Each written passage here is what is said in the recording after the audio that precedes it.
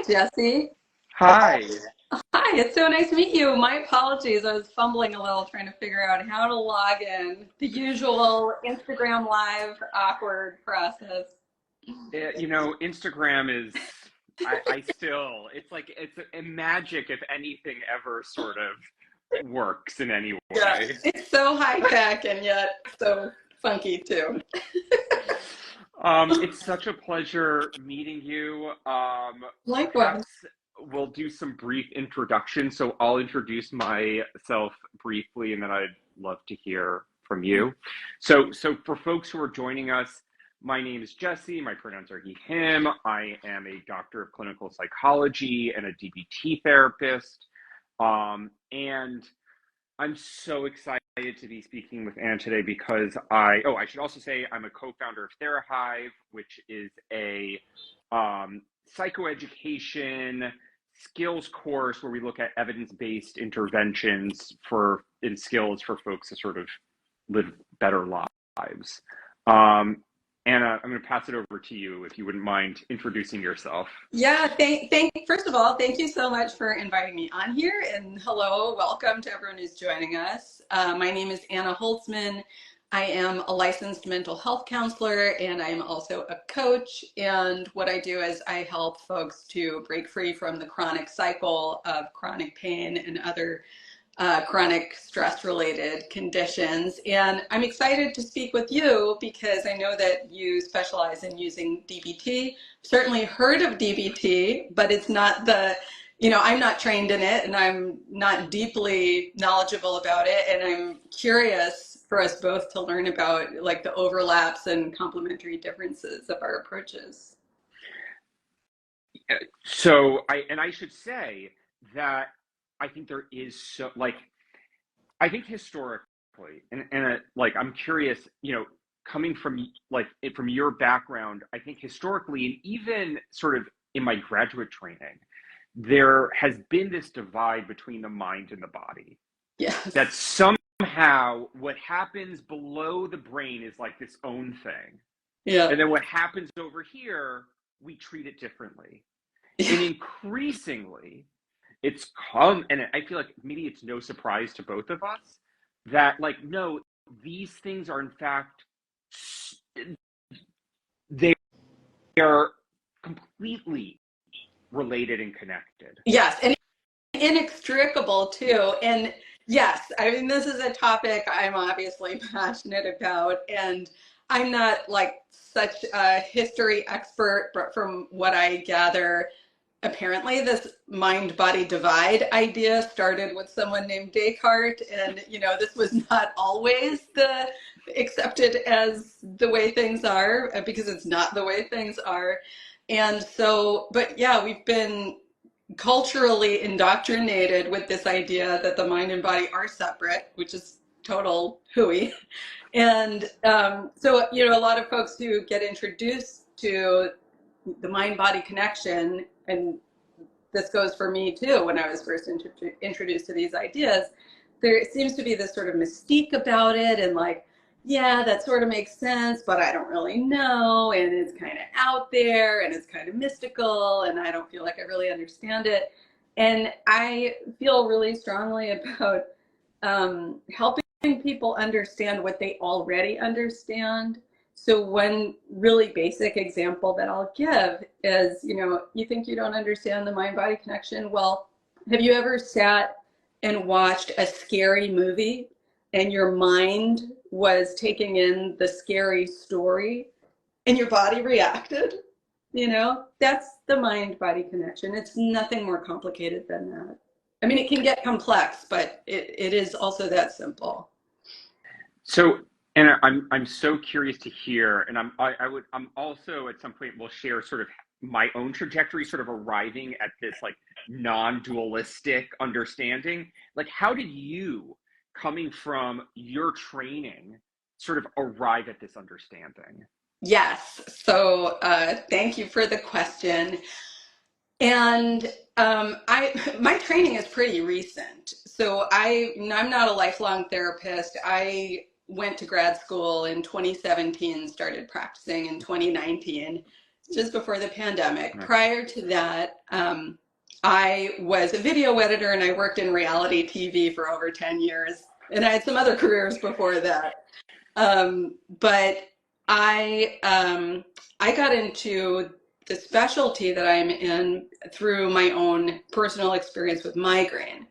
And my experience with migraine started, it's a good story because it's so on the nose. I think the first migraine attack that I ever experienced was on my very first day of my very first job as a reality TV editor. And it was, the mind body connection was very clear to me because it was so on the nose. It was a total stress bomb of a day. I mean, I couldn't have been more stressed.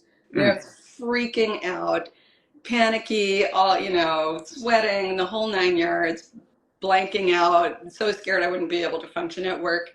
And for the first time in my life, I experienced this complete, knockdown headache that just totally took me out. I had to stumble my way out of the office, felt like crawling to a drugstore. I'd never taken painkillers for a headache before. So, scanning the aisles, and I saw something called Excedrin migraine, and I thought, that's got to be what I'm experiencing. So that was the beginning point. And I'm curious, like when that happened, did you put the pieces together? Were you like, oh, I'm experiencing a lot of anxiety. This is like, these things are connected, or did it feel like, oh, what the hell? Like, what is this? Not necessarily either one of those. So specifically, like I knew I was freaking out, and so it certainly, it was clear to me that the headache was part of the activation I was experiencing. Yeah. I don't know that I drew such a, that I told myself such a clear story about it. Like, my nervous system is experiencing stress and this is sending pain signals off in my head. And I wasn't resourced enough to, I was just like, get me a painkiller. But on the other side, no, I wasn't thinking, oh my goodness, my body is broken, I should go to the hospital. My mind wasn't going there either. So you had sort of this initial experience prior to going to school for becoming a therapist. 10 years before going to school. 10 years. Yes, this was at the beginning of my TV career, which was 10 years prior. Yeah. And I can imagine, I mean, I just want to say I'm resisting every urge to ask all sorts of questions about reality television. We're going to set that aside. Feel free, but it's not our topic. But yeah. And so you had this sort of relationship and sort of understanding of your own body's experience to pain and discomfort. Yeah. And was that one of the things that prompted you to go back to school, or was it at that time? Interestingly, no. Which, in hindsight, really surprises me. Yeah. What happened there was I got into reality TV because I wanted to be a filmmaker. And I had this skill of editing, and that was a place to find work. And I never intended to stay in reality TV for 10 years. I thought I'd be directing independent films and all that stuff. So, when I was approaching 10 years in that field, I was like, this isn't working for me. Like, the graduating into filmmaking, it just isn't happening. And so if I don't want to stay here for the rest of my life, I need to pick another direction and actually do something about that. And in the meantime, I had started going to therapy as a client, not because of the migraine attacks, because actually after that first migraine attack, I continued to experience them, but very sporadically. I wouldn't have even the term chronic pain would not have even occurred to me. I didn't think of this as a big part of my life, a part of my identity. It was just like a once in a while thing. It actually took me years to even mention it to a doctor. And I'm like going in different directions here, but yeah, I got into therapy for like other reasons. You know, my relationships were never working out. That's what got me into Yeah. therapy. And then I thought therapy was really interesting. And when I was time that I was wanting to change careers, I thought, well, maybe I'll do this. Seems totally different from TV, but they're really both about people's stories and studying human behavior, and it's very interesting I to mean, me. I actually think that in some respects, like reality television, and as a connoisseur and also as a psychologist, Yeah. I am like it is about stories and Right. relationships and all of these things. And so I do want to highlight it again, it is fascinating. And so I similar to you, I came into therapy, like I went back to graduate school in 2018 Oh, cool. Yeah.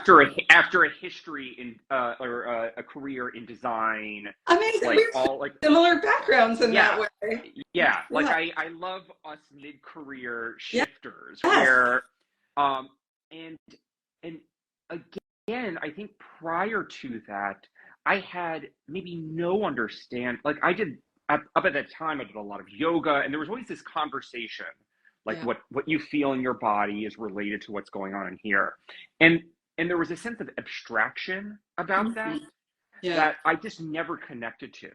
Like oftentimes like people would say things like, "Oh, like you'll like you hold your Yeah. anger in your hips." And I'd be like folks, like I don't know what that means. Like, okay. And I it, I don't know, it was sort of going through school for becoming a therapist that I was able to sort of tie those threads for myself. So I'm curious, when you went back to school, was there either texts or courses that helped draw those connections for you? No, not at all. And here's what's interesting. So as I mentioned, I was in therapy as a client for a long Yeah. time. And I just happened to, got a recommendation from a friend's therapist. I didn't know anything about different modalities. It happened to be that the person I worked with was a somatic experiencing practitioner. So that's all about mind body connection, but kind of like you were saying, in a very abstract, sort of mystical way. I found it interesting and helpful in a lot of ways, but it wasn't touching into the migraine stuff at all. That therapist was able to validate the hunch that I had all along, that these headaches were connected to emotional stuff. So she was able to validate that, which was helpful. But then, there was like, and now what? Nothing really, for me anyway. Um, Hmm. and so I had this theory that working reality TV was so stressful for so many reasons. The content most of the time was like totally out of alignment with my values, depending on what show I was working on. It's very exploitative industry. I mean, everything I was uncovering in therapy was awakening me to all that. It's like, I gotta get the hell out of here. And I thought, there's so much stress in this atmosphere. That's not helping the headaches. And I thought, well, when I get to graduate school, it's going to be all about validating your feelings and acknowledging. And I bet the headaches are going to go away. Well, the absolute opposite of that happened. This issue that had really started to be, a more prominent annoyance in my life at that point, when I got into grad school, that's when the migraines really took over my life and became much more than annoyance. And I was, it was taking me out up to 3 times a week. I was having to miss classes. I was having to miss days of my clinical internship. And I was starting to feel very worried about what my future would look like. Yeah. How was I going to have this career as a therapist if I was having to cancel on people all the time? And I never knew, I could never predict it.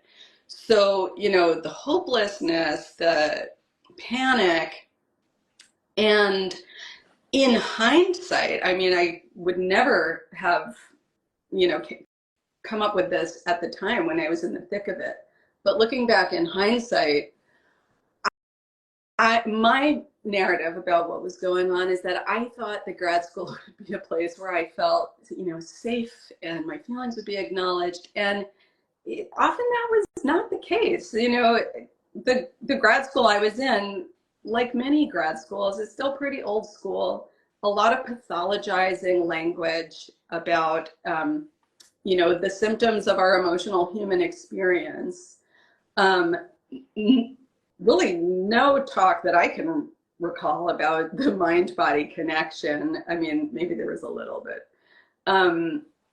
And there was a little, but it didn't go that deep for me. And I think it was like I went in there so ready to let it all out that it was like the feelings kind of like welled up inside of me, ready.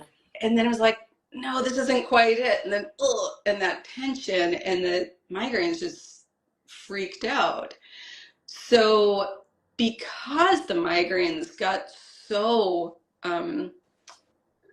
dominant during that time, I reached, what for me was my rock bottom with them, of the feeling hopeless and scared and overwhelmed. And I finally started to look for my own answers. It had never occurred to me to do that before because I didn't consider them that big of a deal. So I just took, over-the-counter painkillers. And then when I finally went to a doctor, I got prescribed emergency meds, which means take as needed, not on a daily basis. And then in grad school, I went to a new neurologist because I was, going to the student health center. And I said, these are happening so frequently now, I'm running out of my allotted painkillers each month. And he said, well, I think it's time for you to go on daily meds. And I was like, you know what? This ain't for me. No, thanks, but no thanks. I'm going to research my own thing. And I started Googling, which I'd never really done before. And I feel really lucky because the field of mind-body chronic pain recovery was at that time just going through this like blossoming, and all these new resources that had not existed before started becoming available. And because of that, in my Googling, I found this app, believe it or not, an app called Curable. Okay. And it is based on the teachings of this guy named Dr. John Sarno, who wrote all these seminal books, about mind-body connection. The folks who created Curable kind of took his ideas further, updated them, and it was like the missing piece. Suddenly all these puzzle pieces started fitting together. All the somatic work that I'd been doing that wasn't helping the migraine, I was like, now I have the cognitive piece to match with the somatic piece. And now I understand what's going on and what the goal is. And I started finally to experience a reduction in the frequency and the intensity and the fear. And it was a very gradual, up and down and all over the place path. But within about 3 years, those, full on like cancel everything headaches were gone. Wow. Yeah. Would you mind like letting like folks like your experience of Sarno, what were some of the things that were sort of light bulb moments that were like, oh wow? So because I've told this story a bunch of times, and in the telling of it, I realized it kind of, it breaks down roughly into what for me felt like 4 sequential turning points or insights. And the first one was changing my understanding of pain. So my previous understanding of pain, which is I think the mainstream understanding of pain, is that, pain is dangerous and it means something's wrong and, with you. And the new understanding of pain is a danger signal. And when pain is acute, like break your arm, there's acute pain, it often means it's happening because there's damage to your body and that needs tending to. And the pain is the alarm signal. It's like the home security alarm going off saying, hey, go fix this problem. But when pain is chronic, it's much more often related in some part, and often in large part, and sometimes in totality, to emotional danger. Hmm. Um, and, that could be external stuff. It could be we're in a toxic relationship dynamic that feels dangerous to our nervous system, and the pain's like, this has got to change. It can be internal stuff. I mean, this is honestly has been the biggest part for me and for most people I work with, is just the relentless self-criticism that we don't even realize we're doing because it's so habitual and so normalized. And can I just pause you there? So, and I just want to really draw out this very powerful connection Yeah. between this experience of chronic pain Yeah. and either self-judgment that happens outside or within our awareness. Yes. How do you connect those two? Yes. So I love metaphors because this stuff can get so Yeah. abstract and Yeah. hard to grasp. So one of the metaphors I use to describe this is our nervous systems are almost identical to the nervous systems of any other mammal. And Mm-hmm. so think about a dog. Dog's nervous system very similar to our own. If you've ever seen a dog being yelled at, you have seen how the dog's physical body responds to harshness, negativity, criticism. This, Yeah. it's tight, it's right. And so the question I'll ask people is, how many times a day are you yelling at yourself in your head? How many times a day are you saying, oh, you didn't get this done, you missed all these things on your to-do list, or oh, that was so stupid, that thing you said, or like, why can't you just blah, blah, blah. How many times a day are we doing this to ourselves? And what effect is it having on your physical body, on your nervous system? When we're chronically treating ourselves that way, talking to ourselves that way, the body develops these chronic response patterns, and holding those habitually can lead to very real and sometimes very extreme physical symptoms and sensations. Mm. I think and I think there are a host of overlapping in terms of how we think about these things. One of the things that I love about DBT is we conceptualize emotions as full body experiences. Yeah. That emotions are not just something that live up here, that we have a symphony of experiences happening in our body at any given moment. And sometimes some of that music sort of arises to our awareness. And then our brain sort of makes sense of it. And it's like, okay, this is sadness or this is anger. Yeah. And all of that is happening inside. And so what you're really highlighting, which I love, is that, that chronic self-judgment, which can all like cue all sorts of physiological somatic experiences connected to potentially emotions that we would describe as shame, as as guilt, as all sorts of sort of instances of emotion, like that is deeply connected to an experience of chronic pain. Am I understanding that?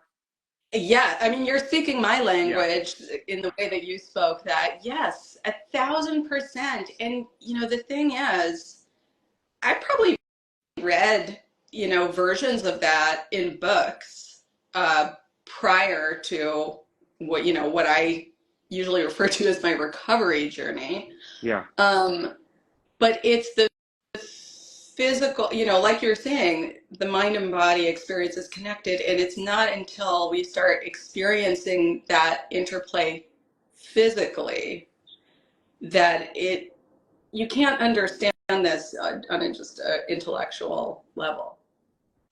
It is I there's I so many places, things that you're saying that are inspiring all sorts of thoughts.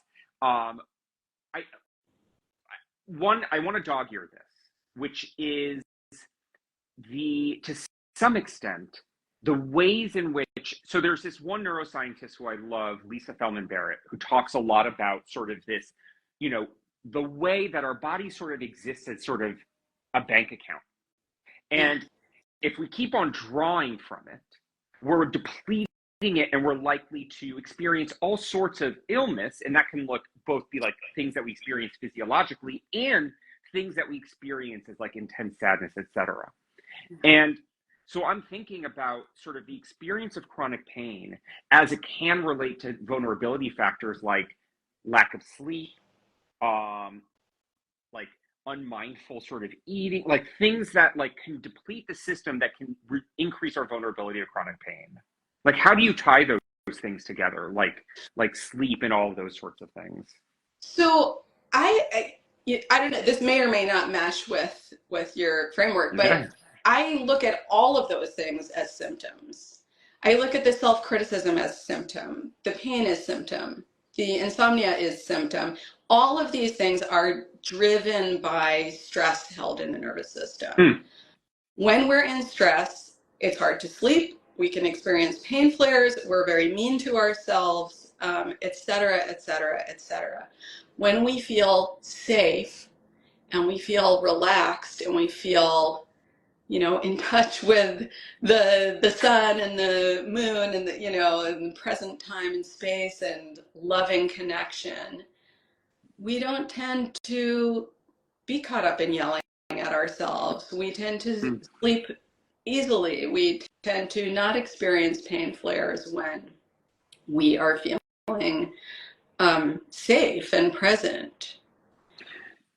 So now I'm thinking about like pain reprocessing there, and trying to think about the areas that you look to intervene in. So if we have like these sort of all these different symptoms, these different factors that both contribute to and maintain chronic pain, where do you look to intervene? Yeah, and I would just say I like that word maintain, because yes, it's like a system with all these different gears that support each other.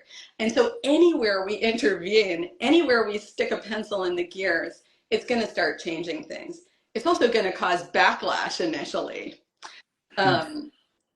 But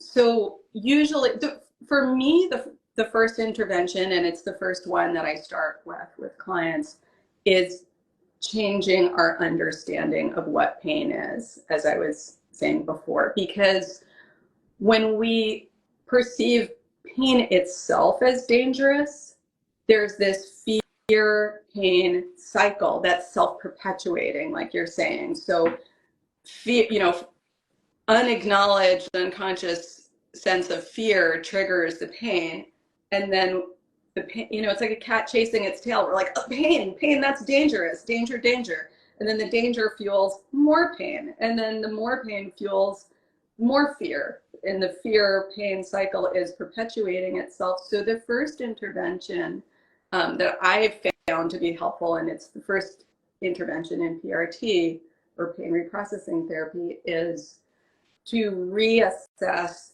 pain as something that in and of itself is not dangerous. So let me repeat this back to you so I fully understand. So it's like we have this initial experience, let's say, of pain, right? And then sometimes our mind then interprets that pain as something dangerous, which then increases our, let's say, arousal, our nervous or sympathetic nervous system. And so now on top of that initial experience of, let's say, pain, we have this whole nother full body layer of anxiety, what have you, which potentially can intensify that experience of chronic pain. Am I understanding that? Absolutely. And a metaphor that I find useful here is the home security alarm system. So let's say, you didn't realize that you didn't turn it off, and so you walk into your home and your own motion sets off the alarm system. You hear the alarm and you're like, oh no, oh my gosh, danger, danger. You start panicking, running around the home. That's triggering the signal to go off even more. You're freaking out even more. The signal's going off more. And so that first intervention is saying, oh, the signal's going off. Uh, Let me take a step back and see what might be going on here. I'm not frightened anymore of the alarm itself, because that's just a signal. The alarm is not an interloper. It's just a signal. And what's so fascinating is what you're describing is very much in line with, for instance, our conceptualization of something like OCD, Yeah. Oh, where where basically the cycle often is like folks will have like a painful intrusive thought, like an unwanted intrusive thought, and then it cues a lot of anxiety. And then that anxiety, there are all these frantic efforts. Is this right? Is this wrong? Okay, I got to escape this. And that process, which we call compulsions, actually centers and maintains that initial painful intrusive thought. yeah. And not only that, but then it adds all this additional other feelings like shame, self-disgust on top of it. And you end up what we call like the OCD cycle. So to some extent, there's a parallel in like the pain cycle. Absolutely. And it was very, very interesting for me to hear your description of this framework. And yeah, I mean, it makes all the sense in the world to me. My learning started with pain because pain was my experience that brought me Yeah. into this. But, the more I learn about it, the more I conceptualize every form of discomfort or tension or, dis-ease, misalignment, whatever you want to call it, as the same thing. It's all just the same thing. And like what you described with pain, oftentimes our first step when we're working, or one intervention when we're working with intrusive thoughts, is to simply pause and notice the thought. We're Yeah. not gonna we're not gonna fight it. We're not gonna battle it. We're just gonna just be here with it. Yeah.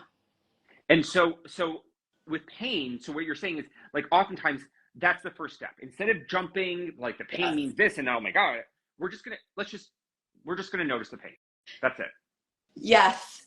And very, very similar with PRT. So one of the core interventions of PRT is something called somatic tracking. Hmm. And this is probably going to be, similar just with different language to stuff you're using. So somatic tracking is broken down into three components. Component number one is mindfulness. So observation of the sensation, just taking a bird's eye view of the sensation. And side note, this is not something to attempt when your pain is at like an 8 to 10. When pain is that high, like this is not going to work. You don't have availability for mindfulness. Like you need the numbing tactics at that point. Okay, I just want to also just say, like, this brings me back to DBT, where there's a similar thing. When our emotions are an 8, 9, or 10, we're not necessarily going to pull from our mindfulness skills because it's just so overwhelming Yeah. that we're going to practice what we call distress tolerance skills that can help bring down the intensity of our emotion. Yeah. So that we can then access some of those mindfulness skills. Yeah. Okay, keep on going. This is so cool. I love the, like translating these languages because they're all complementary. Yeah. And so in PRT, the distress tolerance is called avoidance, intentionally practicing avoidance, pain avoidance behaviors. So distraction, safe numbing techniques and that kind of thing. Grounding, comforting, soothing. So go. In DBT, we have distraction skills. Yeah. We have these skills called the tip skills, like paced breathing and paired muscle relaxation, like things that bring down our physiological temperature.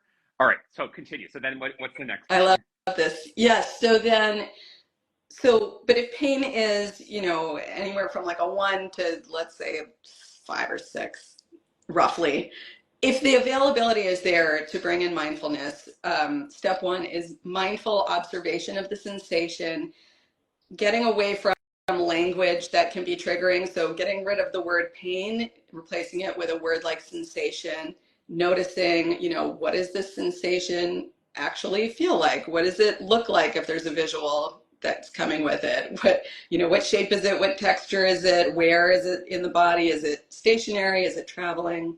So that's mindfulness. Step two is safety reappraisal. So intentionally telling ourselves, this is just a sensation. It is not dangerous. It may be uncomfortable. I may not love it, but it itself is not a threat.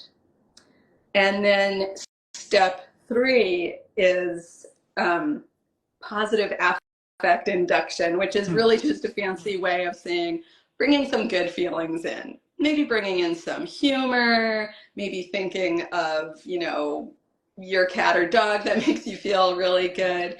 Maybe a trick I like to use when I'm practicing this on myself is I'll imagine that a friendly character from a beloved childhood character from Sesame Street is the one who's voicing the mindful observations, like Cookie Monster is saying, oh, that sensation's interesting, and that just, it kind of makes me laugh. It gets me out of serious mode, gets me out of vigilant furrowed brow mode.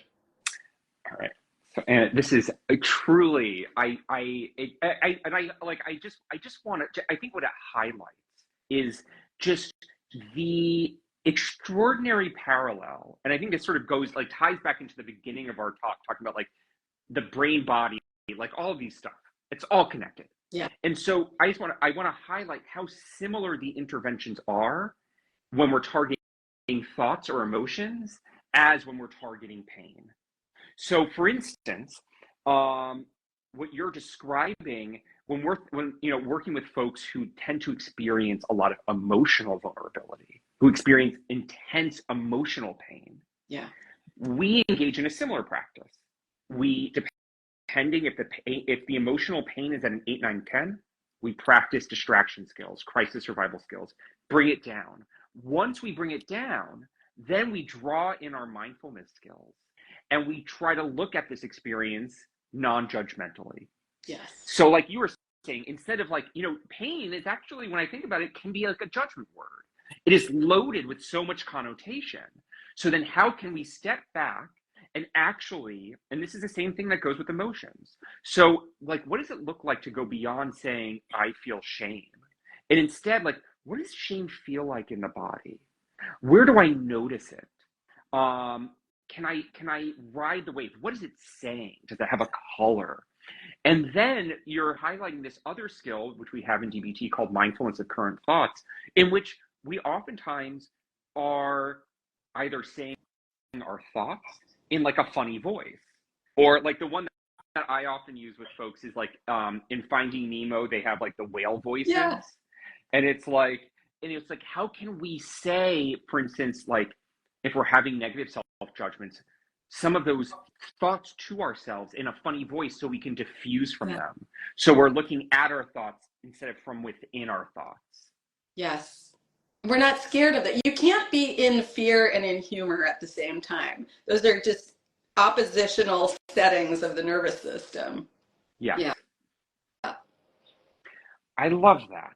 Okay, so I'm going to repeat it back to you. So there are various steps. One of the steps is to first sort of assess where, what threshold is my pain at right now? Yes. If I'm at an 8, 9, or 10, I want to practice some form of distraction. I feel like there was a specific term that you used. What was that again?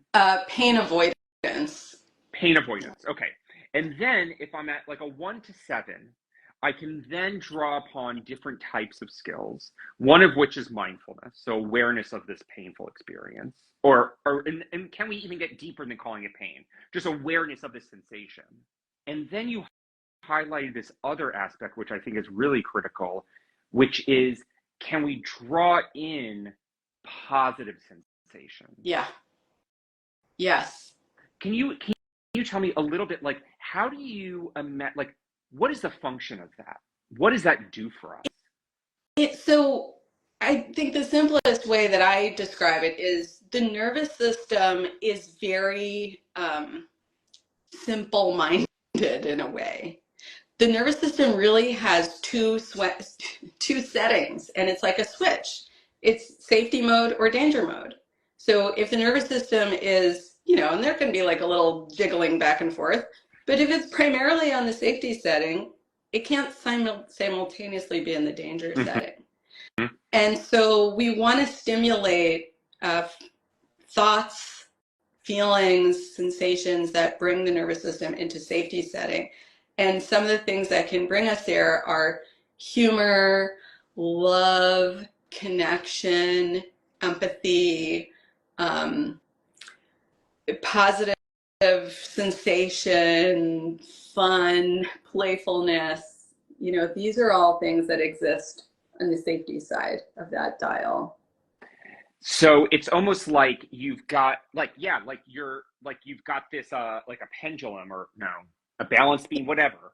Yeah. And at some point, what you're trying to do by drawing in positive more experiences is weigh down that parasympathetic, that like Yeah. rest like nervous system, so that is now your body is more in that sort of safe zone rather than in Yes. the danger zone. Absolutely. And I'll use it. I love dog metaphors because I Like, think we can kind of get out of our analytical head when we think about dogs. Um, if a dog hears thunder and it's scared, what do? We talk to the dog in like a really sweet, cheerful voice and kind of like soothing tone, and we pet it and we stroke it and we love on it. We are trying to coax it back into the parasympathetic nervous system essentially, and that's what we're trying to okay, do with ourselves. so this is something that I think a lot of my clients and patients often struggle with, and it's something that I'm curious how you respond to, because I imagine there's this delicate dance between approaching the pain Yeah. and really understanding its texture and learning that this is something that you can tolerate, and at times backing away or bringing your attention to something else and drawing on these other how do you talk about that well, let me ask you, is that a dance that you're asking folks to do? Like, are we asking folks at times to kind of examine this experience so we can learn it's not something to be afraid of? um I Do you mind rephrasing that question? I got a Yes, little lost. yes. Okay. So I'm so a big part of DBT and many cognitive behavioral therapies is something called exposure therapy. Right. So, Yeah. like if someone is afraid of a spider, Yes. we're gonna maybe bring up a picture and we're gonna do successive approximation to approaching that spider, so Yes. that they are going to have this really uncomfortable, painful experience, Yeah. and hopefully have the opportunity to learn that they can tolerate that discomfort and it won't destroy them.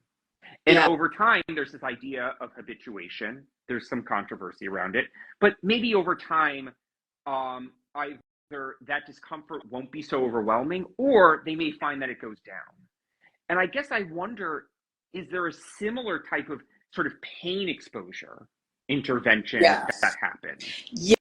Yes, absolutely. And I think that I know that people often go down really the wrong path with this. And I have experienced this myself personally, because when we hear exposure, and in PRT, we're using the phrase graded exposure, gradual exposure.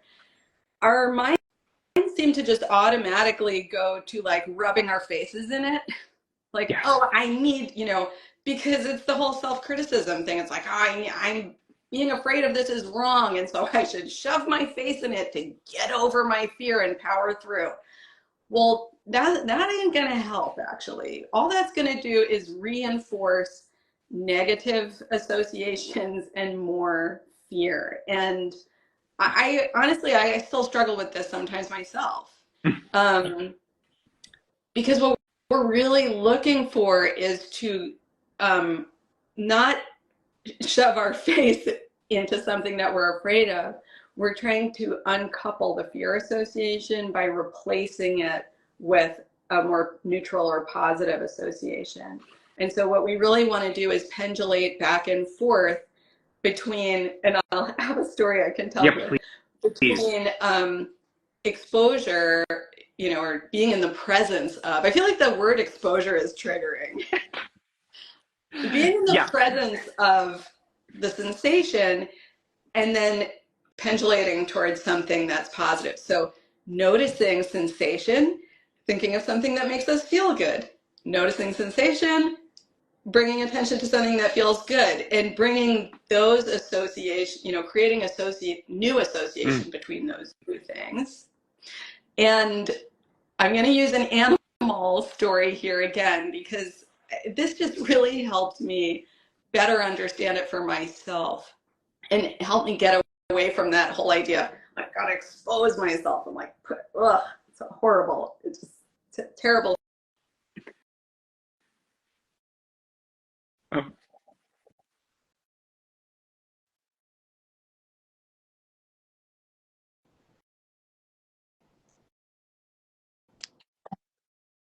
oh, You hear me? now I can hear you. Go ahead. Okay, sorry about that. So my partner and I have 3 cats. It's a lot of kitty litter. So we invested in a fancy litter robot that's like a self-cleaning litter box. Oh. Um, and it looks like a spaceship, basically. It looks totally different from what their old conventional litter box looked like, and it moves and it makes sounds and all this stuff. So I was very green about how to integrate a new thing like that with the cats. So the litter box arrived, and I immediately, put the old litter box in the storage room, replaced it with the new one, and thought we were good to go. We went to sleep. And when we woke up in the morning, I heard my partner screaming like 5 different times as he repeatedly stepped in cat food because they crapped all over the rug because they were afraid of this new thing. It hadn't occurred to me that I had to acclimate them to it because they'd be afraid of it. So I went on, I was like, oh my gosh, what do we do? I went on YouTube, how do you get cats used to the new litter robot? And what I learned was a form of graded exposure for the cats. So I had to help them form positive associations with it. It wasn't really that complicated. I stood next to the machine, so they had me next to it. I'm a positive association for them. I cooed to them, I talked to them, I used the tone of voice that they like. I put their treats right on the ledge of it. That's a positive association. I put catnip near it. I hung out with them and kept them company. I just paired all of these associations that are positive, safe, good feeling existing associations for them with this new object, which is a benign object, but they had immediately formed a fear association.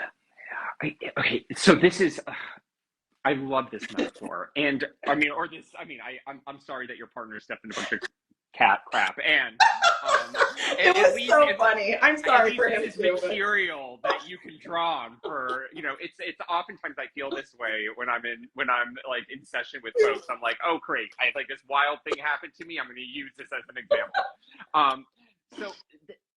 So I guess one thing I'm wondering about is our goal, let's say, in relation to a pain sensation or a sensation that we understand is painful, is our goal to develop a positive association with it, or is our goal to maybe develop a more neutral or a less reactive? Like how do you navigate that? Yes. So here's what I would say, and this leads into a second area of the work that I do with clients and with myself. So I would say it's really to develop a neutral association with pain.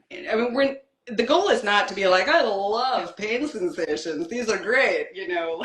This is my favorite. And that's not going to happen. And it's not the goal.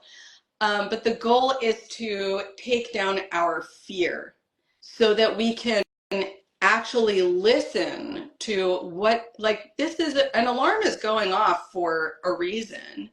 It's probably trying to tell me something important. I can't hear the message if I'm just so afraid of the messenger. If I'm like, the messenger is scary, but if I'm no longer afraid of the messenger, I can actually start to listen in and hear what is it trying to communicate to me, because that's the whole point. It's trying to communicate something important. It might be trying to communicate that I need to start being nicer to myself. It might be trying to communicate that, you know what, this career I'm in is not bringing me joy Hmm. anymore. It's time to look into making some changes.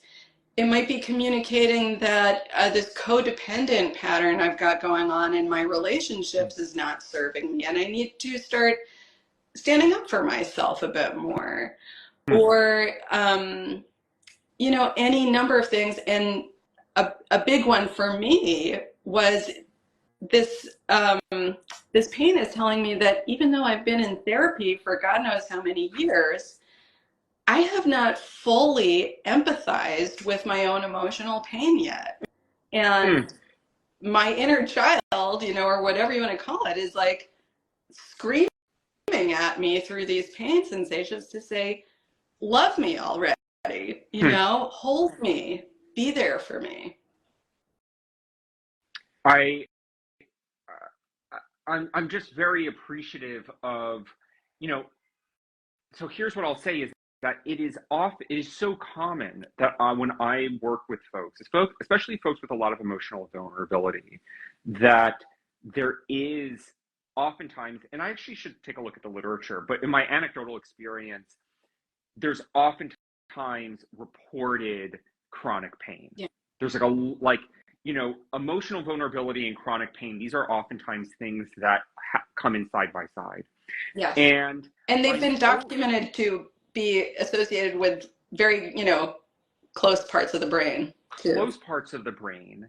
Um, and um, and the other thing I want to highlight, actually, in that you were sort of mentioning before in terms of like introducing positive experiences, they both can actually have a very isolating effect in that either the chronic pain or the emotional vulnerability can actually get in the way of us sort of, we were talking about that seesaw can Yeah. get in the way of us putting more positive experiences on that side.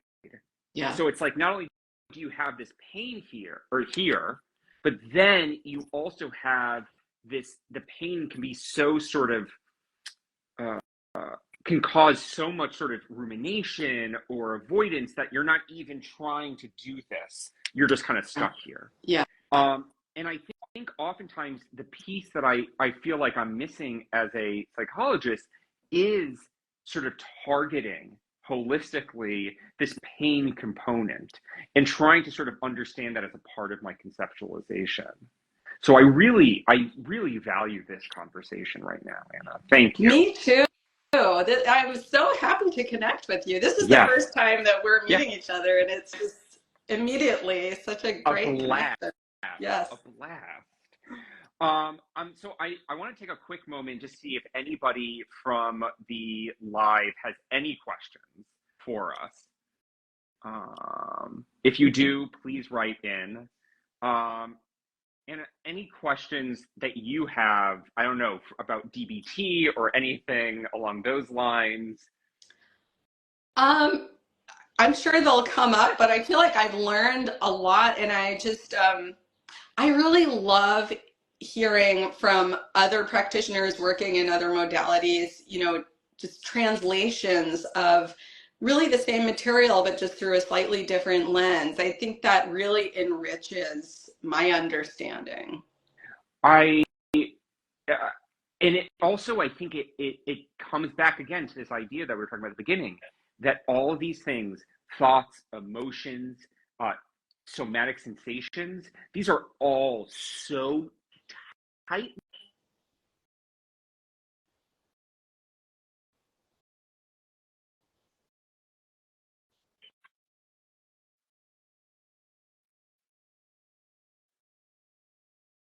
Yeah. because it's not like we can just target emotions and thoughts without recognizing that pain is both a factor as well as a as just a connection, a piece. Yeah. And I think I'm, always with the metaphors. I think relationship, couples therapy is a great analogy here Yeah. because we're talking about the mind-body relationship. And so if you think of any other relationship, you would never say, oh, well, we'll just fix the physical problems in this, couples relationship and not address the communication. No, these things, they're connected. Yes. They're dialoguing with each other. They're impacting, and there's feedback going on there. Yeah. Amazing. I would, I would love to continue this Me conversation. too. If we do another one, which I would love to do, I would like to talk about sort of this relationship between things like inflammation, Yeah. chronic inflammation, pain, and then also talking about some of the vulnerability factors that we sort of mentioned earlier, sleep, exercise, like how all of these things sort of fit within this system as well. I would love to have further conversations. It's such a pleasure to connect with you and learn together from each other. Yes. Awesome. Oh, I'm so thankful. Thank you for your willingness to do this. Um, we are going to share this live. So for folks who didn't have a chance to see the whole thing or who want to come back to it, Anna will send you a Great. version. So if you want to post, we'll I'll post it post it on too. Therahive. Absolutely. Yeah. And yeah, thank you so much again. So great meeting you and You connecting with too. you. Have Hope a you have a wonderful great rest day. of your day. Bye. Bye.